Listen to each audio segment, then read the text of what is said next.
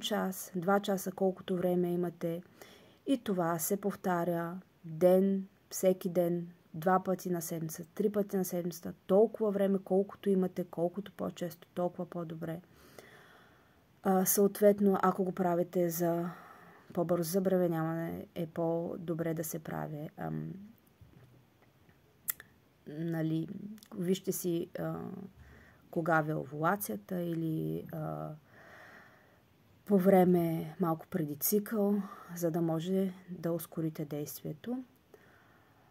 Съответно, ако имате кистички или миома, се прави, вие си преценявате колкото по-често, толкова по-добре.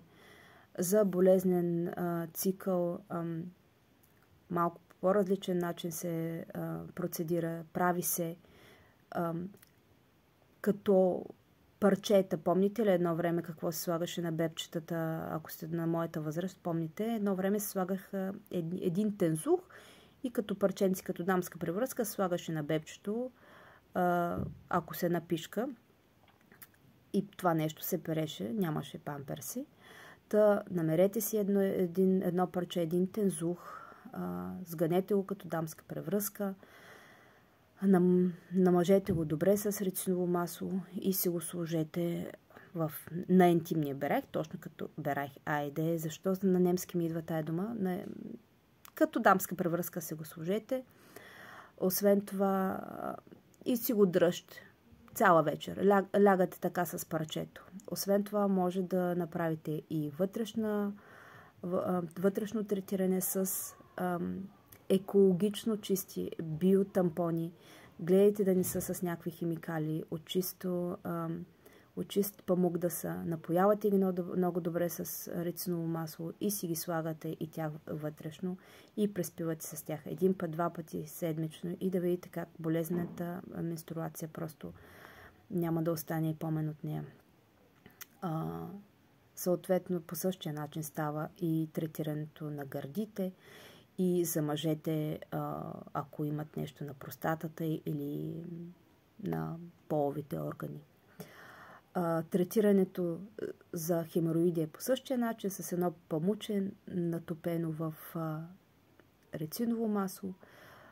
Най-добре е да се сложи една вечер в хладилника, за да позамръзне малко рициновото масло, за да може да ви даде по-голямо облегчение.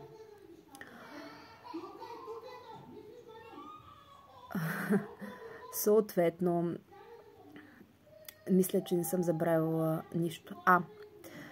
Едно от другите чудесни действия на рициновото масло е детоксикацията. Съответно, когато си правите този компрес върху корема, трябва да поставите и напоената кърпа и върху черния дроб, ако искате да се детоксикирате. Самото масло има свойство да прониква много надълбоко в нашите тъкани и да ни чисти от всякакви токсини.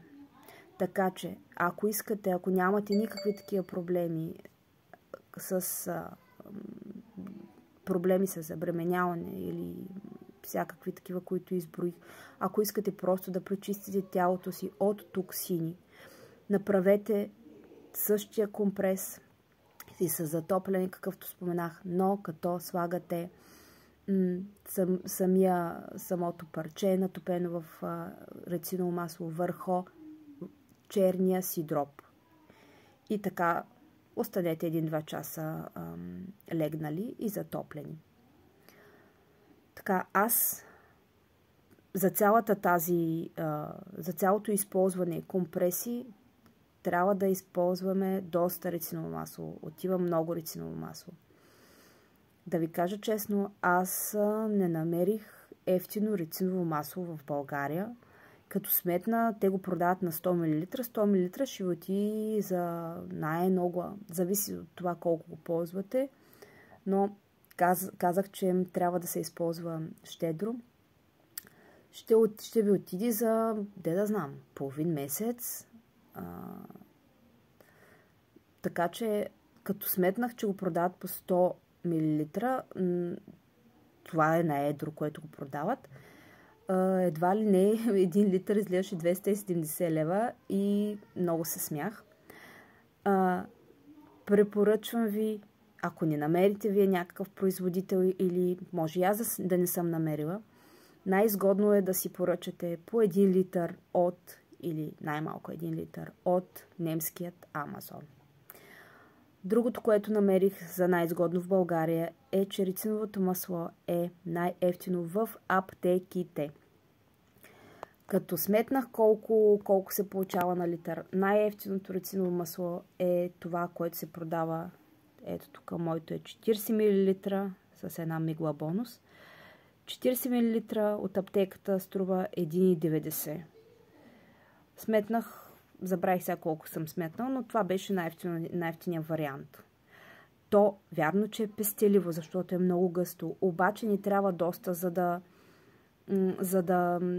да го разнесем добре върху кожата или да напоим добре този тензух, който после слагаме върху кожата, за да може тялото ни да поеме колкото се може повече масло. Това е целта. Тялото ни да поеме колкото се може повече масло. И тялото ни поема повече масло и по-добре, когато сме затоплени. Затова трябва и да се затоплим. Така че това е моята препоръка. Или го поръчайте от немският Амазон, или си купувайте такива шенца, които са по 40 мл, 1,90 излиза най-евтино. Да, надявам се, че информацията ще помогне на някой, защото е изключително ценна и не е за някакви такива. Тук ми излезе пъпка, там имам бръчка за суета, ами е за хора, които имат нужда от нея. И да, проблеми с зачеването, желанието за детенце е...